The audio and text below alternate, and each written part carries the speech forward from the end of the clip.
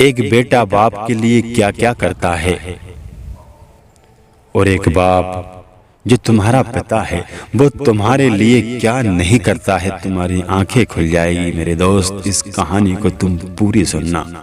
किसी के घर अगर कोई पुत्र जन्म लेता है तो पिता उछलता कूदता नहीं है, उसका वंश 1.25 हाथ धरती से ऊपर हो जाता है। उसका वंश वेला आगे बढ़ जाता है तो हृदय में उछलता है, कूदता है, फूलता है, मेरे पुत्र हुआ है।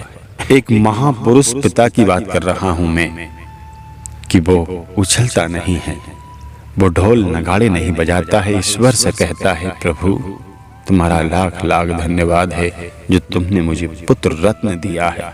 जब तक कि बाप अपने जीवन काल में रहता है तब तक बेटे पर कोई भी आंच नहीं आने देता है।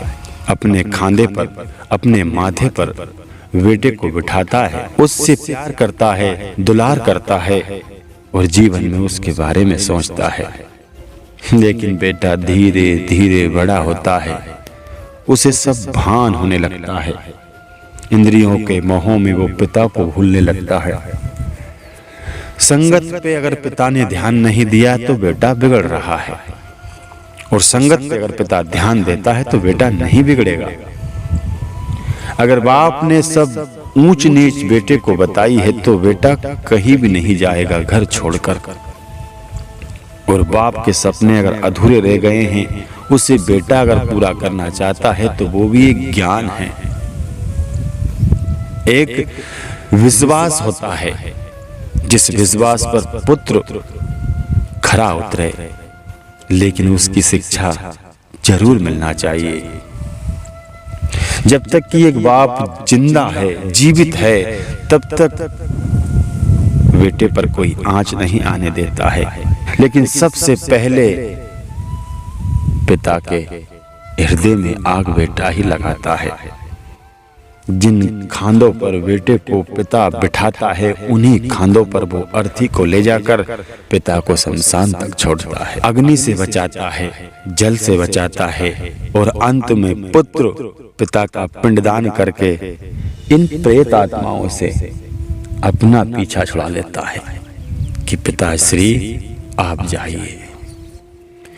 लेकिन इस महाकलयुग में तो ऐसे ऐसे पुत्र जन्म ले रहे हैं कि पिता इधर मरा पड़ा है और बेटे आपस में लड़ रहे हैं कि हम पिता के 4 टुकड़े करेंगे और 4 टुकड़ों में पिता को जलाएंगे।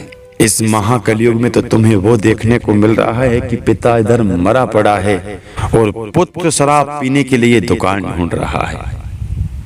तो हर कोई राम नहीं है, हर कोई कृष्ण नहीं है, यहाँ हर बेटा ही राक्षस बन चुका है। पहचानना तुम्हें है कि कौन तो पिता है और कौन पुत्र है, कौन राम है, कौन कृष्ण है।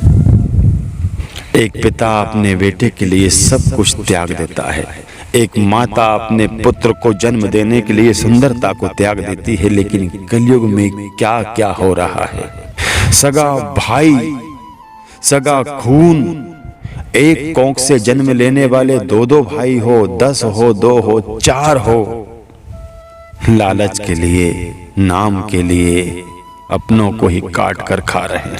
एक पत्नी के कहने में माँ बाप को पीटा जा रहा है, थोड़ी सी बात पर माँ बाप को कुत्ते की तरह ललकारा जा रहा है। इस कलयुग में और क्या पाप होगा।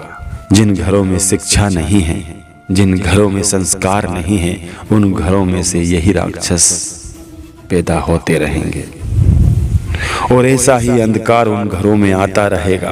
पुत्र पैदा करना बहुत अच्छी बात है, लेकिन परंतु पुत्र में संस्कार देना बहुत बड़ी बात है। कभी उम्मीद मत करना, कभी उम्मीद मत करना कि मेरा बेटा मुझे रोटी देगा, मेरा बेटा मुझे सुकून देगा, मेरा बेटा मुझे झूले पे झुलाएगा। नहीं, कर्म लिखे को कोई काट नहीं पाता है। वो कर्म भगवान ने भी भोगे हैं। जो तुमने तुम्हारों के साथ किया है वही तुम्हारे साथ होगा। और ऐसा भी कुछ नहीं है, अगर तुम संस्कारवान हो, ज्ञानी ध्यानी हो, भगवान के प्रेमी हो, एक गृहस्थी में रहकर भी तुम अपने बेटे को राम बना सकते हो, श्रवण बना सकते हो,